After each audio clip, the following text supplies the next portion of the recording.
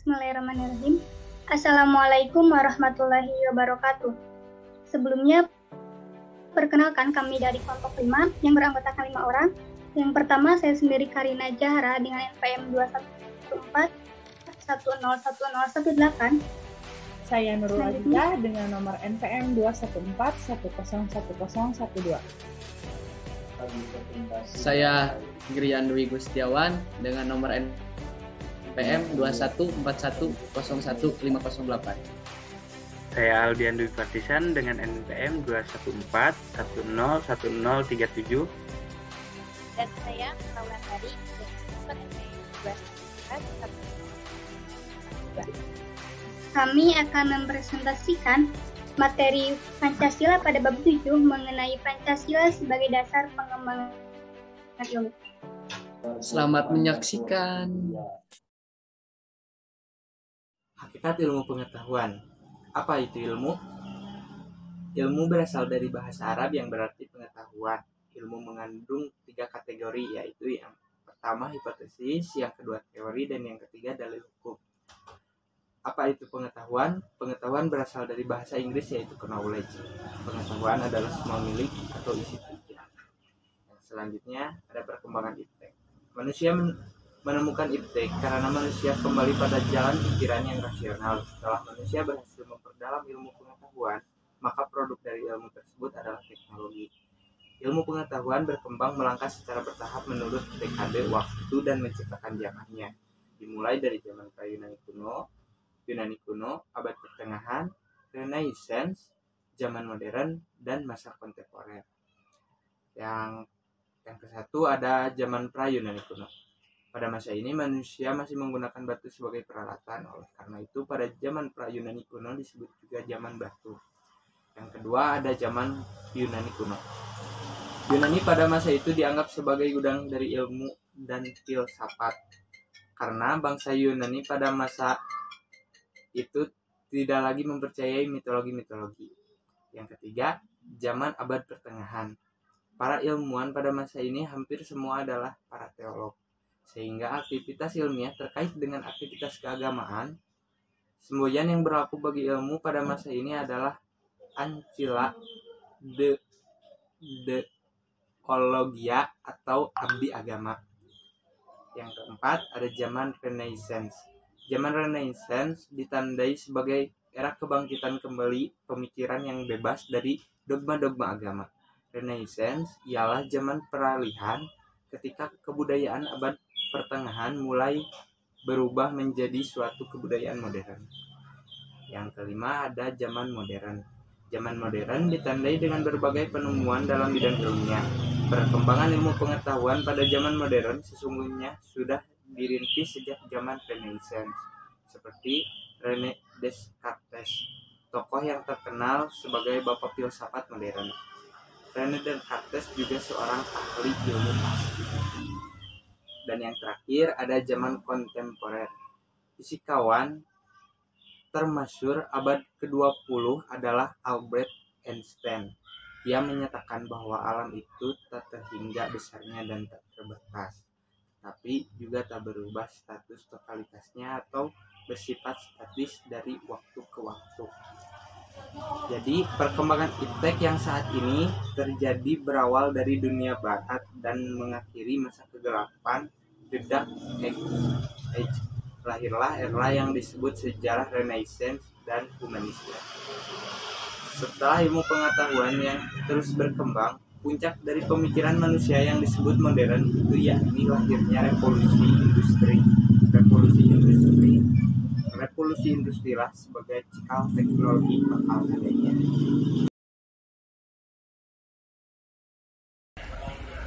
Selanjutnya B. Pancasila sebagai dasar pengembangan ilmu, pengetahuan, dan teknologi. Iptek sebagai asas pembangunan dan sebagai salah satu bidang pembangunan yang sejajar dengan bidang pembangunan lainnya. Maka secara sadar kita mengakui dan memahami betapa pentingnya iptek bagi kehidupan bangsa dan negara kita, terutama di dalam menjamin kesinambungan pengembangan nasional. Relasi yang paling ideal antara iptek dan nilai budaya serta agama tentu terletak pada fenomena pertama, meskipun hal tersebut belum dapat berlangsung secara optimal. Mengingat keragaman agama dan budaya di Indonesia sendiri, fenomena kedua yang menempatkan pengembangan iptek di luar nilai budaya dan agama jelas bercolak positif. Fenomena ketiga yang menempatkan nilai budaya dan agama sebagai mitra dialog merupakan sintesis yang lebih memadai dan relasi untuk diterapkan dalam pengembangan iptek di Indonesia. Pancasila sebagai ideologi negara merupakan nilai-nilai budaya dan agama dari bangsa Indonesia. Pancasila sebagai ideologi bangsa Indonesia mengakomodir seluruh aktivitas kehidupan bermasyarakat, berbangsa, dan bernegara. Demikian pulanya dalam aktivitas ilmiah. Adapun nilai-nilai Pancasila sebagai pengembang ilmu, pengetahuan, dan teknologi yang terkandung dalam setiap sila-sila Pancasila diuraikan sebagai berikut. 1. Nilai ketuhanan sebagai dasar pengembangan ilmu. 2. Nilai kemanusiaan sebagai dasar pengembangan ilmu.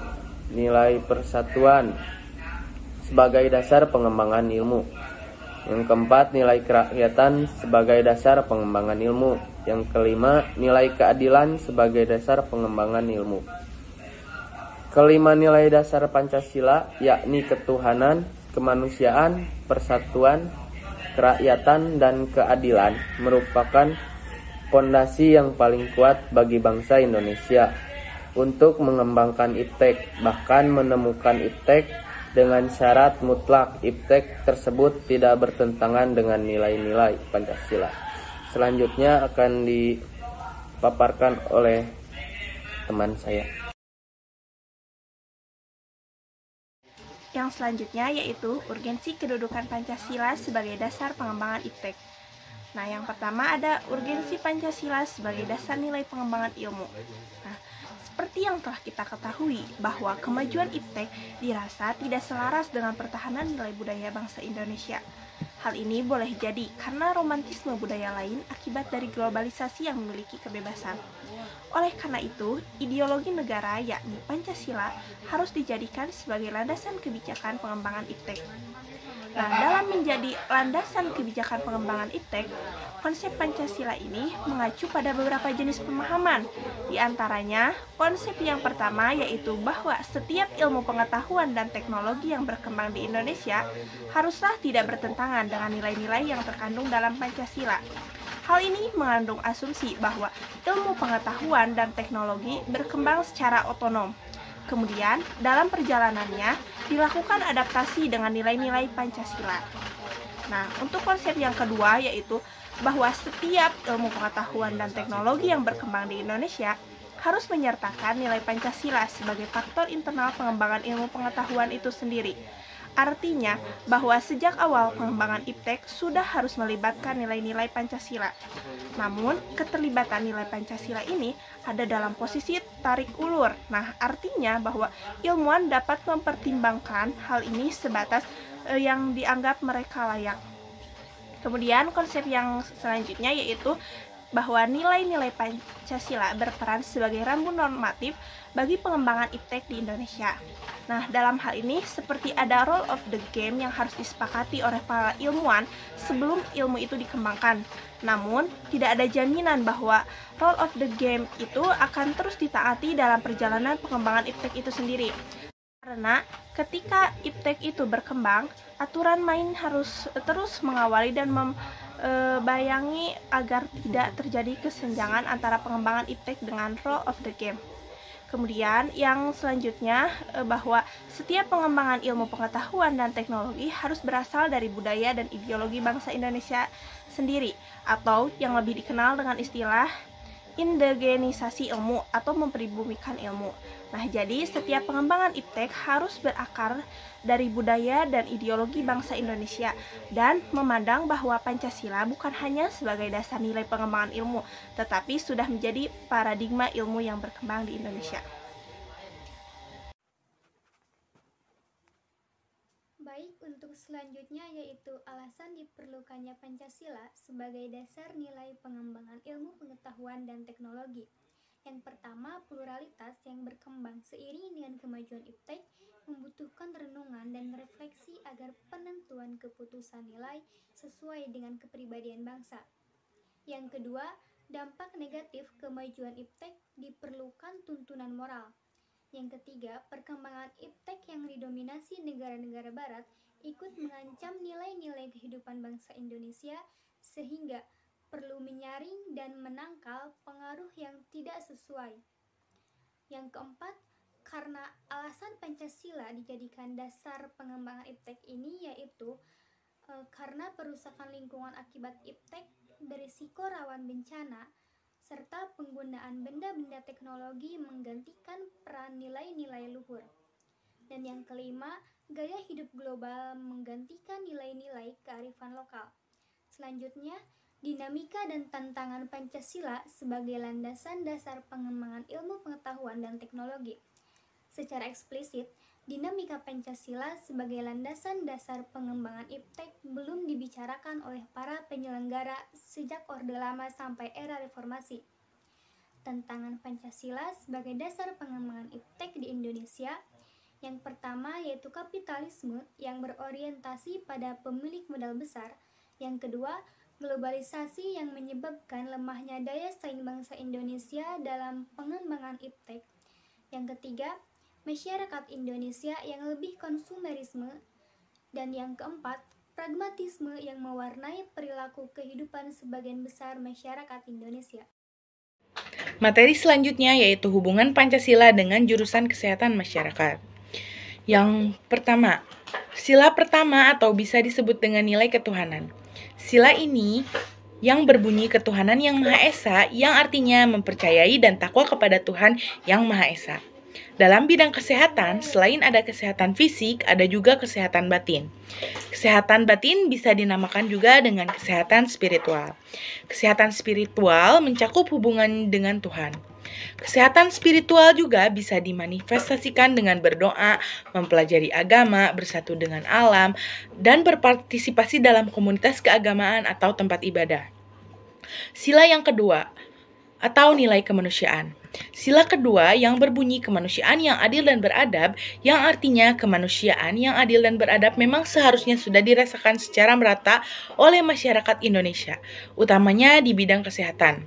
Namun, sampai saat ini masih banyak ditemukan masalah kesehatan yang berkaitan dengan sila ini, yaitu masalah kesehatan yang didominasi oleh masyarakat miskin.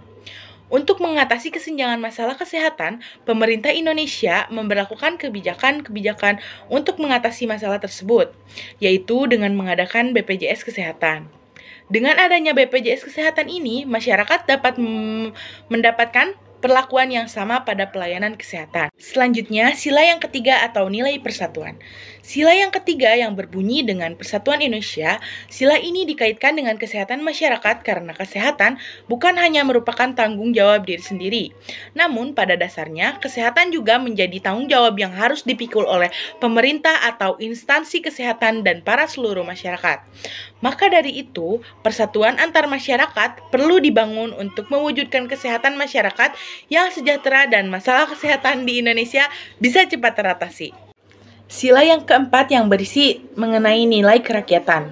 Sila yang keempat berbunyi kerakyatan yang dipimpin dalam hikmat kebijaksanaan dalam permusyawaratan perwakilan. Kaitannya dengan kesehatan masyarakat dapat dilihat dalam peran masyarakat untuk berpartisipasi menjaga kesehatan di daerahnya. Masyarakat bermusyawarah bersama untuk menentukan kegiatan-kegiatan yang ada di desa, terutama dalam bidang kesehatan. Partisipasi masyarakat dapat dilibatkan dalam pembuatan program yang akan dilaksanakan.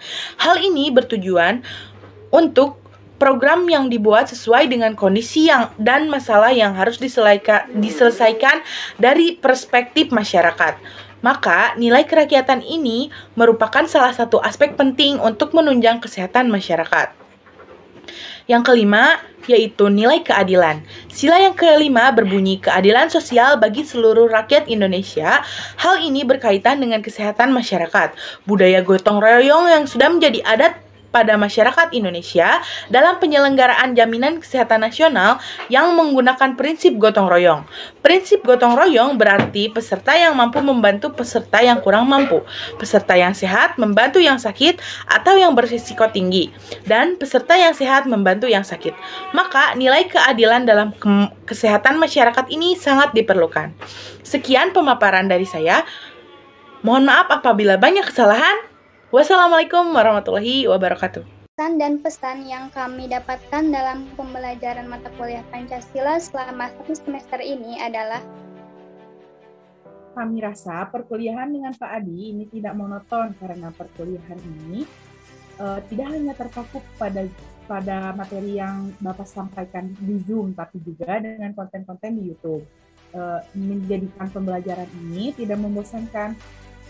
Lalu, Kalau menurut saya pembelajaran ini sangat mudah dipahami karena selalu dikaitkan dengan suatu analogi. Dan selanjutnya, Menurut saya, setelah saya belajar selama 1 semester bersama Kang Adi Sasih, kesan saya pembelajaran selalu interaktif dengan adanya sesi tanya jawab dalam virtual meeting. Yang selanjutnya yaitu pesan. Jadi Pancasila adalah ideologi dan filsafat kita semua. Ideologi dan filsafatnya bangsa Indonesia. Pancasila ada karena adanya manusia, dan sebagai manusia yang hidup di tanah air Indonesia, sudah seharusnya kita mengimplementasikan nilai-nilai Pancasila pada kehidupan sehari-hari. Karena Pancasila adalah jiwa dari kita semua. kami mengucapkan kepada Pak Adi Kosasih, terima kasih telah memberikan ilmunya selama 1 semester ini. Lalu semoga Has channelnya sukses terus. Jaya.